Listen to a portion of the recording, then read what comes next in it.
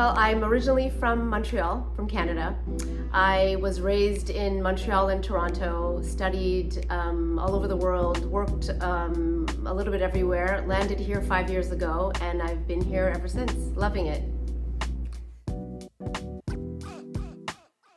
Water Women Collective is a wonderful group of women who share a passion for the ocean, for surfing, for free diving, anything linked to the water. So when I first moved to Miami, I didn't have any friends. I didn't have a professional network. I didn't have a personal network. My professional network I built through Mentoro, and my personal network was built through the Water Women Collective. So we have our WhatsApp group for surfing where, if there are waves, someone will say, "There are waves today," and we'll all run out.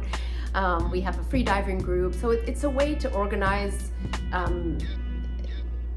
outings, with people who are interested in participating. It's very organic, it's community-based, very grassroots, and it just allows us to have share this passion with other women, and these women really end up becoming good friends, and some of them are very good friends of mine today.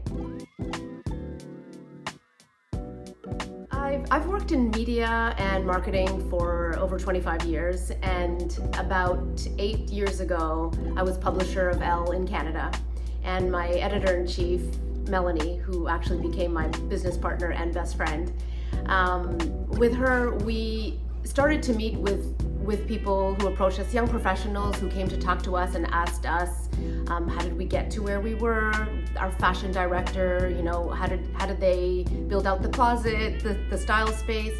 And we realized that we needed to open up our world to the younger generation. And so I remember telling the team once, half an hour, a coffee, just half an hour is nothing in our day, but it means the world to a young professional. So we thought about, Melanie and I started to think about how do we formalize this and how do we open this up. So we've all had that one cup of coffee. I'm sure you've had that cup of coffee that just is life-changing, and you walk away and it really makes you think about that person said something that really resonated with me. So Mentoro really is about a cup of coffee. It's about that conversation. It's about that coffee that can change the world. And that's really our mantra also. It is changing the world one coffee at a time. And so it really just stemmed from that. And we wanted to create a world that was free, that was a safe space where people could come and young professionals could connect with mentors and just simply have a conversation. So that's really how it started. So Mentoro works in cohorts. So we will define a theme. For example, when I first moved to Miami, we had luxury space. We identified 30 mentors in the space, so senior executive, director, VP, CEO level, and we create a cohort. From there, we recruit mentees who are either interested in learning about that space or who are already in that space and looking for a mentor. What was magical about recruiting mentors, what's always magical about recruiting mentors, is you recruit 1, 2, 3, and they find out about the project, they fall in love with the project as much as we do, and they just open up their network and say, you should call this person and you should call that person. So it's an organic community of mentors. The mentees come in and they're looking and seeking mentorship from senior executives because it's hard to find. It's not easy to find someone that you connect with, so it's a little bit of serendipity. Once these two mentor and mentees are matched, their commitment is to meet each other for 3 cups of coffee during the program, and the program is 6 months. Most of the time they meet for 4, 5, 6 coffees, and over 60% of the mentor-mentee pairs actually continue to meet after the program, which is fantastic. I would love to say that mentors thank us for being part of this program. So it's just a circle of gratitude. We thank them for volunteering because they're volunteering, and mentees will thank us and tell us Mentoro changed their lives. I remember one specific story in a fashion cohort. So she was funny enough, an engineer, consultant, had nothing to do with fashion, but it was her dream to work in fashion. So when she applied, and you have to fill out an application, she explained that, throughout her career, she did what she what her parents wanted her to do. So she became an engineer, didn't want to do that. She consulted in a consulting firm for a while, and when she saw this program go by and said it's a fashion cohort, she said, okay, this is my chance. So when we read that, we do the matching manually. We have a committee, old school. We look at everything, and we read their application, and we know each mentor personally by the time they're part of the program.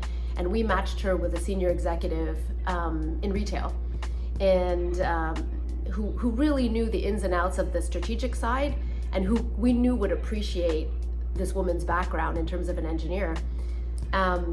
So they met for their 3 coffees. A year later, she calls me and I said, what are you up to? And she says, well, after my meetings, my mentor convinced me that I should really lean into the management side and the strategic side of luxury. She moved to Italy. She did a master's in luxury management. And she continuously tells us that, it's thanks to us, which is, it really isn't us, it's them together. That was it's a fantastic story. I'm still in touch with her today. She's still in touch with her mentors today. And this mentee actually participated in a second cohort in New York. Mentoro has grown into something that honestly I hadn't anticipated. It's really developed, it's really grown into a community and a network, a different kind of network, I would say also, because it really is people who want to give back to the community and want to give back to the future generations. One example would be one of our mentors in New York recently moved to Miami, and because we have cohorts in Montreal and in New York and Miami, it was a natural just a natural progression to say, well, why don't you tap into the Mentoro family? You're part of the family, and we have mentors in Miami. And we were able to connect her with a few mentors here, and that really created her community when she first moved here. So we really didn't expect Mentoro to become this close-knit in terms of a community. And I think what makes it special is, mentors, we found when we would approach them would say one of 2 things. I had a mentor growing up and I just want to give back, or I wasn't fortunate enough to have a mentor and I would really like to pay that forward. So there's just this circle of gratitude that keeps going around, and that's really something I didn't expect. When we originally launched Mentoro in Montreal, and that was in 2016 if I recall, we had launched a pilot cohort. We launched fashion with fashion mentors. That was our space, so we knew that really well. We launched communications and marketing, digital transformation, and in New York we have the future of retail, all things data. And in Miami, we started with the luxury space and the luxury industry, and we are launching this fall the future of retail. We hope to create a bridge between the New York cohort and the one in Miami.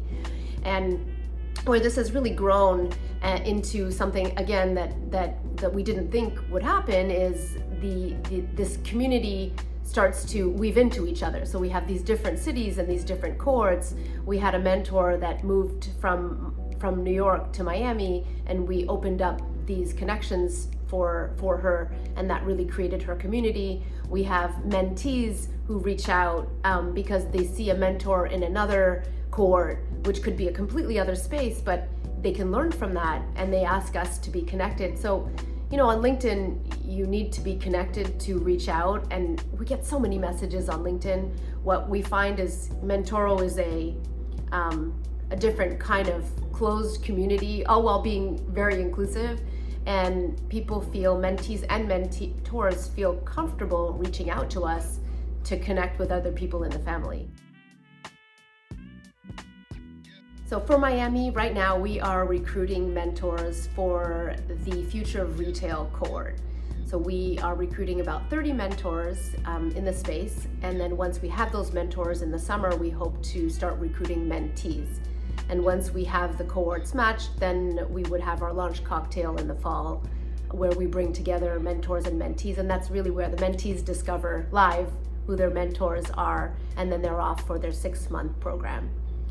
If we look at what we see as Mentoro looking forward, we see an opportunity to extend the relationship beyond the 6 months. So we are working on an online environment where people can connect, where we have content and webinars and conferences throughout where people can join. So anyone who's in a current cohort or a past mentor or mentee is still part of the family, and they would be invited to join this community and be part of it online.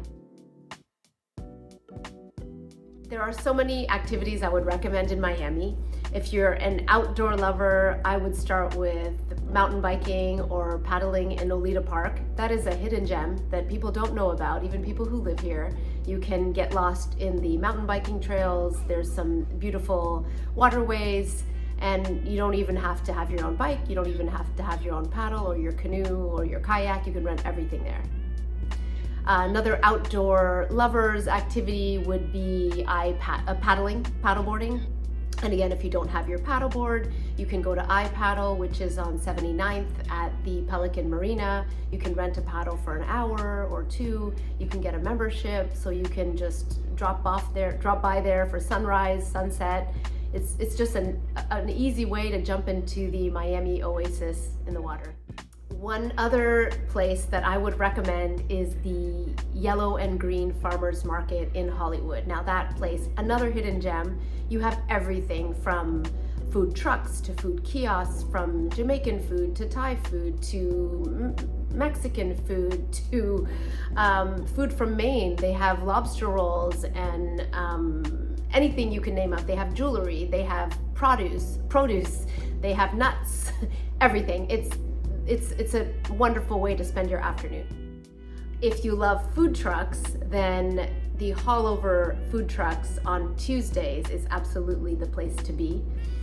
There is one food truck that I absolutely love, and surprisingly, because it's the only place I'll buy a burger, and it's the Monster Burger truck. I love it.